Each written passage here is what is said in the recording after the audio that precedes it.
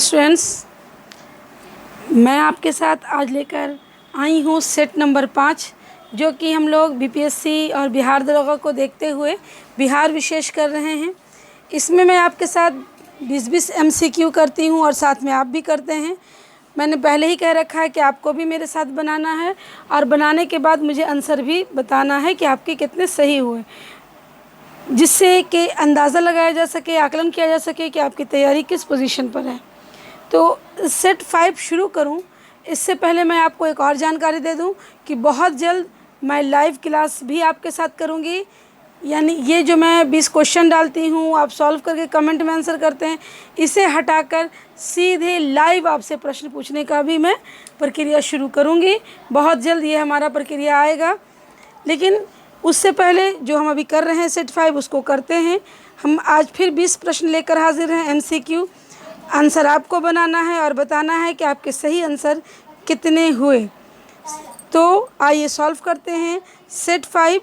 Set 5 पर जाने से पहले आप स्टूडेंट्स जिन्होंने अभी तक पेज को सब्सक्राइब नहीं किया है, वो सब्सक्राइब कर लें। नोटिफिकेशन के जो बेल आइकॉन होता है उसे प्रेस कर लें।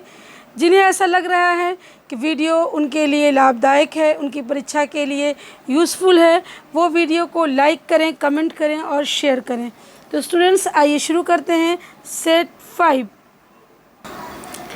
हमारा आज का पहला प्रश्न है, निम्नलिखित में से कौन सा कप फुटबॉल से संबंधित है। इसमें कुछ बिहार में आयोजित होने वाले मैचों के कप का नाम दिया गया है। आपको बताना है इनमें से कौन सा मैच कप है जो फुटबॉल मैच के लिए दिया जाता है। A Anugrah Narayan shield, B Ravi Mehta trophy, C republic shield. देखिए यहाँ 3 कप के नाम है और चौथा जो ऑप्शन डी है इसमें लिखा गया है उपयुक्त सभी, यानी इनमें से सभी, तीनों के तीनों भी हो सकते हैं। तो आप अपना आंसर देखिए कि इनमें से कौन सा आपको लगता है कि फुटबॉल में मिलने वाला कप है। अनुग्रह नारायण शील्ड है, या रवि मेहता ट्रॉफी है, या रिपब्लिक शील्ड है, या फिर उपयुक्त में से सभी है, तीनों का तीनों है। तो मैं आपको बता दूं कि जो सही आंसर होगा वो होगा उपयुक्त सभी। ये अनुग्रह नारायण शील्ड, रवि मेहता ट्रॉफी और रिपब्लिक शील्ड, ये सभी फुटबॉल मैच में ही दिए जाने वाले ट्रॉफी हैं। आइए देखते हैं प्रश्न संख्या 2 को। डॉक्टर राजेंद्र प्रसाद भारतीय राष्ट्रीय कांग्रेस के अध्यक्ष कितनी बार बने। आपको बताना है कि डॉक्टर राजेंद्र प्रसाद जो कि भारत के पहले राष्ट्रपति हुए, ये बिहार के ही जीरादेई के रहने वाले थे, सारण के। इनके विषय में आपको बताना है कि भारतीय राष्ट्रीय कांग्रेस के कितने बार अध्यक्ष बने। ऑप्शन ए 2 बार, ऑप्शन बी 3 बार, ऑप्शन सी 4 बार, ऑप्शन डी 5 बार। 2 बार, 3 बार, 4 बार, 5 बार आपको बताना है इनमें से सही आंसर कौन सा होगा। आप अपने आंसर को कॉपी पे नोट कीजिए, फिर मैं बताती हूँ आपको। तो देखिए डॉक्टर राजेंद्र प्रसाद जो हैं, जो हमारे भारत के पहले राष्ट्रपति हैं, संविधान सभा के अस्थायी अध्यक्ष हैं, बिहार के जीरादेई के रहने वाले हैं, सारण के। ये कांग्रेस के अध्यक्ष बनते हैं कितनी बार। ये कांग्रेस के अध्यक्ष बने टोटल 3 बार। कितनी बार बने? 3 बार बने। कांग्रेस के अध्यक्ष कितनी बार बने? 3 बार बने। कौन? डॉक्टर राजेंद्र प्रसाद, ये कांग्रेस के अध्यक्ष 3 बार नियुक्त किए गए। आइए अगले प्रश्न को देखते हैं। अगला प्रश्न है, बिहार में असहयोग आंदोलन प्रारंभ हुआ। बिहार में जो असहयोग आंदोलन है ये कब प्रारंभ हुआ। Option A 1919, B 1926, C 1927, D 1920। आपको बताना है कि असहयोग आंदोलन बिहार में किस वर्ष प्रारंभ हुआ। गांधी जी के नेतृत्व में होने वाला ये आंदोलन था, जिसे बाद में गांधी जी ने चौरी चौरा कांड के बाद स्थगित कर दिया था, वापस ले लिया था। तो आपको बताना है ये कब हुआ था, 1919, 1926, 1927, 1920 में। तो इसका सही आंसर हो जाएगा, ये घटना 1920 में घटित हुई थी। कब घटित हुई थी? बिहार में असहयोग आंदोलन की शुरुआत 1920 में होती है। आइए अगले प्रश्न को देखते हैं। अगला प्रश्न है, वर्ष 2001 में लंबी अवधि के बाद पंचायत चुनाव नियमित किया गया था। यानी बिहार में जो पंचायत चुनाव हुआ था वो 2001 में बहुत बड़े गैप के बाद हुआ था। तो 2001 से पहले जो ये गैप का पीरियड है, तो आपको बताना है कि 2001 से पहले बिहार में पंचायती चुनाव कब हुआ था। Option A 1972, B 1978, C 1981, D 1985।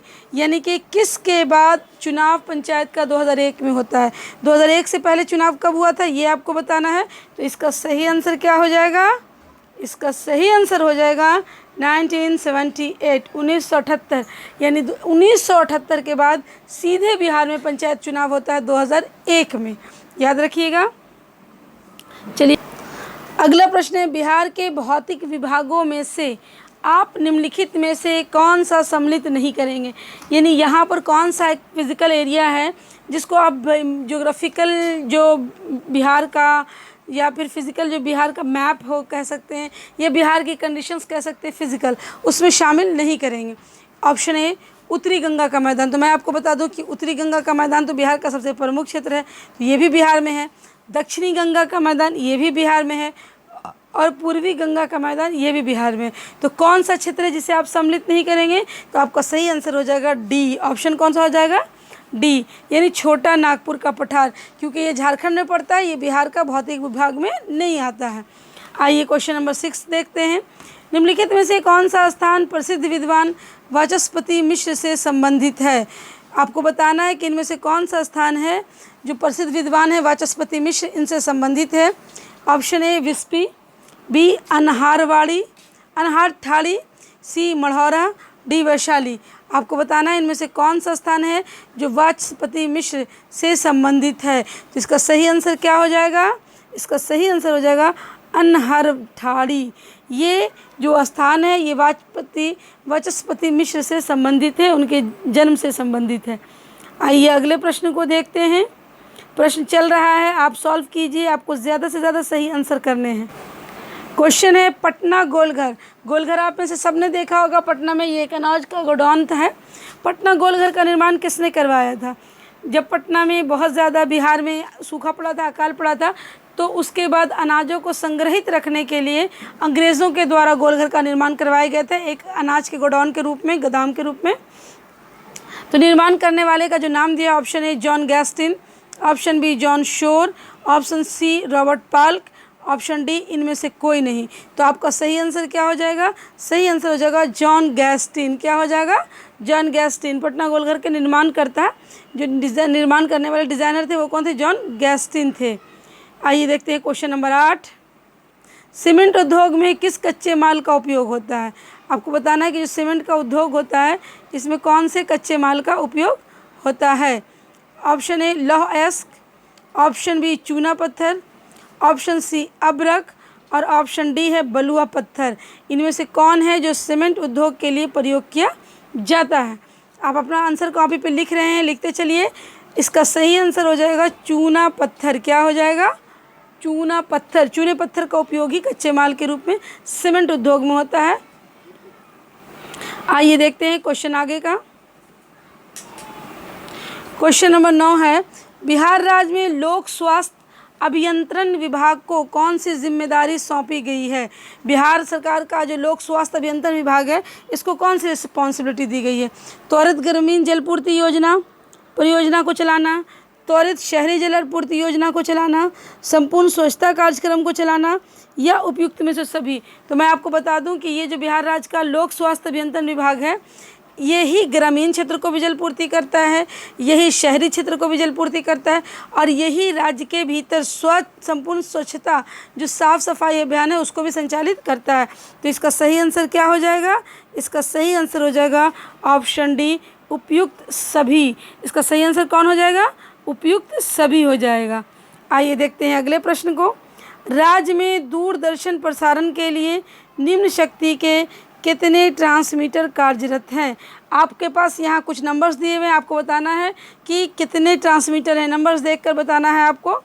Option number ए में 22, बी में 26 यानी कि 26, सी में 28 और डी में 32। आपको बताना है वर्तमान में बिहार में जो दूरदर्शन का प्रसारण होता है उसके लिए कितनी शक्ति ट्रांसमीटर लगे हुए हैं। तो इसका सही आंसर क्या हो जाएगा? आप सबने बना लिया। इसका सही आंसर हो जाएगा 26 यानी कि 22। बी 22 नहीं होगा, 28 नहीं होगा, 32 नहीं होगा। द राइट आंसर इज 26 यानी कि ऑप्शन नंबर बी। आइए देखते हैं आगे के प्रश्न। प्रश्न है वर्तमान में विधानसभा के अध्यक्ष हैं? वर्तमान में विधानसभा के कौन अध्यक्ष हैं? Option number A Ghulam Sarwar नहीं, जाकिर हुसैन नहीं, उदय नारायण चौधरी या सदानंद सिंह। आपको बताना है वर्तमान में बिहार विधानसभा के अध्यक्ष कौन हैं। देखिए स्टूडेंट्स, इस क्वेश्चन को यहाँ पे हम लोग थोड़ा सा डिफरेंट वे में लेंगे कि यहाँ दिए हुए हैं जिन अध्यक्षों के नाम गुलाम सरवर हैं, जाकिर हुसैन हैं, बी सी में उदय नारायण चौधरी हैं, डी में सदानंद सिंह हैं। तो ये आंसर सब का सब गलत है। ये आंसर सबका सब गलत है क्योंकि बिहार में इस समय आम चुनाव हो रहा है और विधानसभा चुनाव के समय ही भंग हो जाती है। लेकिन इस चुनाव से पहले बिहार में जो विधानसभा अध्यक्ष थे वो विजय कुमार चौधरी जी थे। वो कौन थे? विजय कुमार चौधरी जी थे, जो अभी वर्तमान में कैबिनेट में थे। विजय कुमार चौधरी। लेकिन वर्तमान में जो बिहार विधानसभा का चुनाव हो रहा है उसके बाद ही नए चुने जाएंगे। तो आपका जो ये यहाँ पे ऑप्शन दिया हुआ है सब गलत है, कोई भी ऑप्शन सही नहीं होगा। चलिए आगे के प्रश्न को देखते हैं। मगही भाषा मुख्यतः किन क्षेत्रों में बोली जाती है? मगही भाषा, तो मगही भाषा ऑप्शन ए पटना और गया, बी भागलपुर, सी दरभंगा और मधुबनी, डी सहरसा। मगही भाषा जो है ये मुख्यतः कहाँ बोली जाती है? तो देखिए बिहार में विविध क्षेत्रों में अलग अलग भाषाओं का प्रयोग किया जाता है। जैसे दरभंगा के क्षेत्र में मिथिला बोला जाता है, अंग के क्षेत्र में अंगिका बोला जाता है। उसी तरह पटना और गया के क्षेत्र में मगही भाषा का प्रयोग मुख्यतः होता है। तो इसका क्षेत्र हो जाएगा पटना और गया। आइए अगला प्रश्न देखते हैं। अगला प्रश्न है, बिहार के किस ज़िले में होम रूल का प्रचार नहीं हुआ? ये जो होम रूल आंदोलन था इसका प्रचार बिहार के किस ज़िले में नहीं हुआ? Option A Patna, B Muzaffarpur, C Champaran और डी सारण। तो पटना होम रूल के समय जो आंदोलन हुआ उसका केंद्र रहा। मुजफ्फरपुर में भी होम रूल आंदोलन होता है, सारण में भी आंदोलन होता है। आंदोलन जहाँ नहीं होता है वह कौन सा ज़िला है? तो वह ज़िला है चंपारण। कौन सा ज़िला है? चंपारण। होम रूल लीग का प्रचार जो था वो चंपारण में नहीं होता है। तो आइए देखते हैं अगले प्रश्न को। अगला प्रश्न है, बिहार राज्य के अपने कर राजस्व में प्रत्यक्ष करों का हिस्सा वर्ष 2009-10 में कितना था? 9-10 का पूछ रहा है कि राज्य के अपने कर राजस्व में प्रत्यक्ष करों का हिस्सा कितना था? Option A 0.26, option B 0.22, option C 0.19 और ऑप्शन डी 0.16। आपको बताना है कि इसमें राजस्व में हिस्सा कितना था। तो सही आंसर क्या हो जाएगा? 0.19।